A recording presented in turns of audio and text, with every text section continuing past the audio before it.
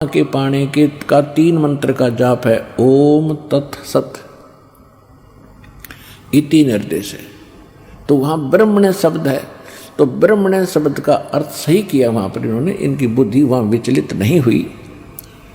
सच्चिदानंद घन ब्रह्म के पाने का यानी गीता ज्ञानदाता से कोई और परमात्मा है, वो ब्रह्मण्य कहलाता है, यानी ब्रह्म से बड़ा भगवान। ब्रह्म ते गीता ज्ञानदाता है, श्री कृष्ण में प्रवेश करके बोल रहा है, ये काल है। तो गीता अध्याय नंबर 4 के श्लोक नंबर 32 में लिखा है कि परमात्मा अपने मुख कमल से जो ज्ञान देता है स्वयं प्रकट होकर, वो ज्ञान है तत्व ज्ञान, वो यथार्थ ज्ञान है। उसके अंदर वो परमात्मा के पाने का कंप्लीट कोर्स है।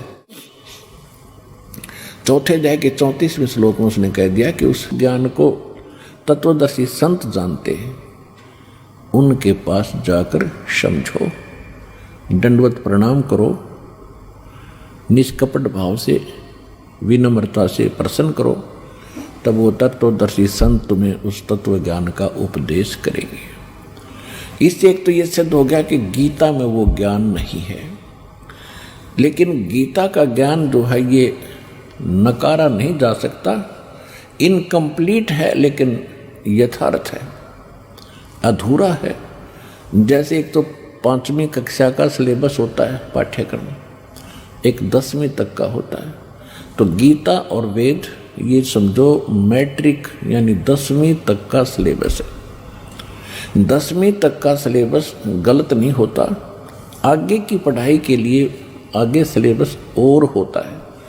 और परमेश्वर की वाणी में वो कंप्लीट है, प्रथम से लेकर और लास्ट पढ़ाई तक। तो वो है तत्व ज्ञान। उस तत्व ज्ञान की प्राप्ति के उपरांत अपने को ना वेदों की आवश्यकता, ना गीता की, ना पुराणों की, ना कुरान, ना बाइबल की। क्योंकि वो ज्ञान ऐसा छुप गया हमसे कि उसको तो हमने गलत मान लिया, और जो गलत ज्ञान हमें प्राप्त था उसको हमने सत्य मान लिया। जबकि हमारे सदग्रंथ ये बता रहे हैं कि जो 600 वर्ष पहले परमात्मा कबीर जी बनारस में, काशी में एक जुलाहे की भूमिका करते हुए, और ये ज्ञान भी यथार्थ बोला करते थे, उस ज्ञान के अंदर आज परमात्मा के ज्ञान में ये वेद और गीता वाला ज्ञान पुराणों का जो का तो लिखा है। और जिसकी ऑप्शन छोड़ रखी है कि उस तत्वदर्शी संत से पूछो, वो ज्ञान भी है उसमें। तो वो तत्व ज्ञान है, वो सूक्ष्म वेद है, वो 5वां वेद है। तो सूक्ष्म वेद परमात्मा ने स्वयं आकर बोला है। तो उस ज्ञान को, जो ज्ञान हमने रिजेक्ट कर रखा था अज्ञानी संतों ऋषियों की सुनी सुनाई दंत कथाओं से, उस यथार्थ ज्ञान को पहले तो पुराणों से, वेदों से, कुरान से, बाइबल से, गीता से आपको ये सिद्ध करके दिखाया है कि ये ज्ञान परमात्मा ने 600 वर्ष पहले कहा था, जो आज हमारे पवित्र होली बुक्स के अंदर विद्यमान है। और जो इनमें नहीं है वो भी उसमें है, जिसम का ऑप्शन छोड़ रखा है कि उस तत्वदर्शी संत से पूछो, वो तत्व ज्ञान के अंदर विद्यमान है, तो वो भी उसमें है। तो इन जो पवित्र इनकम्प्लीट होली बुक्स थी अपने पास, अधूरे सदग्रंथ थे, इनसे तो उस यथार्थ ज्ञान को कबीर साहिब की मुख से बोली वाणी को प्रूव किया है कि उसमें जो लिखा है वो 600 वर्ष पहले लिखा हुआ था। और आज हमारे सदग्रंथ जो इससे भी पहले के लिखे हुए थे, उनमें वही ज्ञान है जो भगवान स्वयं बताया करते थे। जितना उन्होंने बताया उतना इनमें भी मिल रहा है। तो इससे सिद्ध हो गया कि वो ज्ञान सारा ही सत्य है जो परमात्मा ने बोला था। ये तो एक फार्मूला हुआ हमें एक थ्योरेटिकली सिद्ध करने के लिए कि हम सदग्रंथों से ये सिद्ध करते हैं कि परमात्मा कैसा है, उसका प्रमाण कहाँ है। तो दूसरा होगा हम एक प्रैक्टिकल जिसने किया है, तो प्रैक्टिकल के अंदर थ्योरी वही होती है जो पहले हमारी अवेलेबल होती है सिलेबस में। उस थ्योरी को ही देखकर हम फिर प्रैक्टिकल करते। जिन महापुरुषों ने उसी सिद्धांत से जो प्रैक्टिकल किया, उन्होंने भी फिर वही बताया है कि परमात्मा कैसा है, कौन है, कहाँ रहता है। और जिस प्रैक्टिकल से या जिस साधन से, जिस फार्मूले से उन्होंने परमात्मा को पाया, उनकी अमृतवाणी में वो मंत्र लिखे हुए हैं कि हमने ये मंत्र जाप किया तो हमारा उद्धार हुआ। ये पूरा अध्यात्म मार्ग इन 2 पॉइंटों पर निर्भर करता है। एक तो हम अपने सदग्रंथों को सही मानते हैं, उसमें जो प्रमाण है, फिर हम उन महापुरुषों को भी सत्य मानते हैं, उनकी महिमा आज तक गाते सुनते आए, उनकी वाणी को भी अपने ज्ञान के आधार में लेते रहे सत्संग में, और उन्होंने कैसे भगवान पाया और कैसा बताया, और वही वेदों में मिला और वही परमात्मा की वाणी में मिला। तो इन सबसे मिलकर के एक निष्कर्ष निकल आता है कि ये तो भगवान है, इसके पाने का ये तरीका। इसके अतिरिक्त और कोई साधना करते हैं तो वो व्यर्थ है।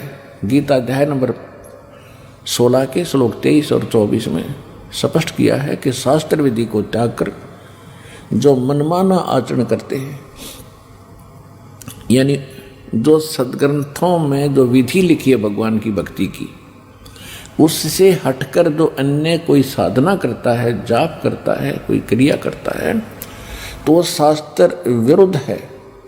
और शास्त्र विधि को त्याग कर जो मनमान आचरण करते हैं, उनको न तो सुख होता है, न उनको कोई सिद्धि प्राप्त होती है, न उनकी गति होती है। तो इसे सिद्ध है कि व्यर्थ हुई वो साधना। और हमने कौन सी साधना करनी चाहिए?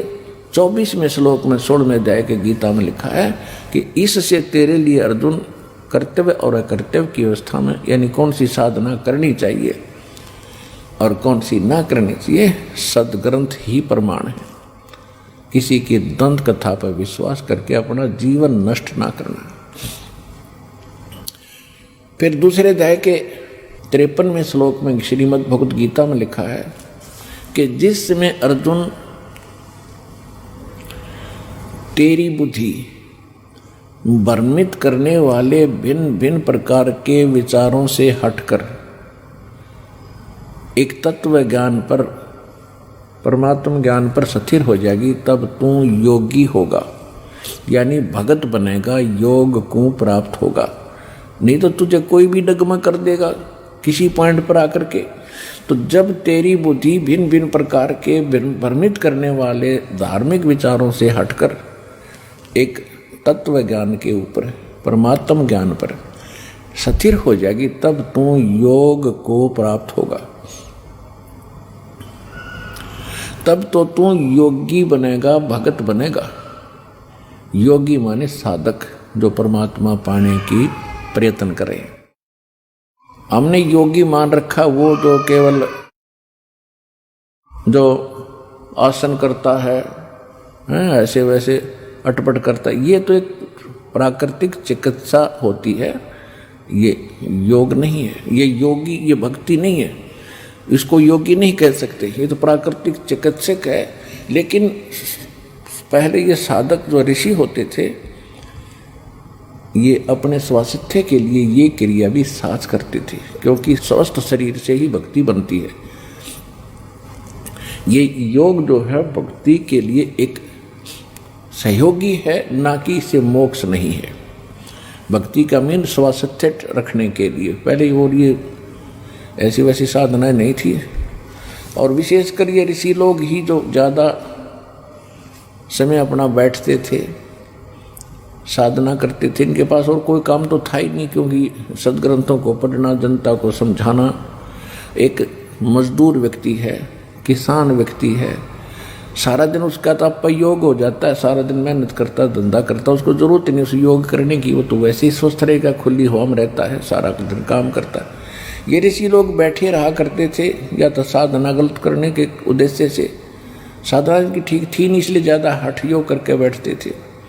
तो उसके लिए इन्होंने अपना योग साधना करनी अनिवार्य थी, सारा दिन बैठे रहने से शरीर खराब होता है। तो हम इन्हीं को देखकर फिर उसको भी एक साधन मान लिया भक्ति का। योग करना कोई अनिवार्य नहीं है, जो मेहनत मजदूरी करते हैं। योग साधना करना कोई पाप नहीं, बुरा नहीं। जिनका बैठने का काम है वो योग कर सकते हैं, 10-20 मिनट, आध घंटा, जैसा समय मिले स्वास्थ्य के लिए। लेकिन योगी का अर्थ यहाँ गीता अध्याय नंबर 2 के श्लोक नंबर 53 में है, भगत से संबंधित है। तब तू भगत बनेगा, क्योंकि आप फिर डगमग नहीं हो सकते। इसलिए आपको सबसे पहले वो ज्ञान सुनाया जाता है, तो उसके लिए हमने अपने मन को रोकने के लिए, दृढ़ता पैदा करने के लिए, स्थिर रहने के लिए कुछ सहारा चाहिए। उसके लिए हमारे पहले तो अपदास ने बताया कि सदग्रंथ,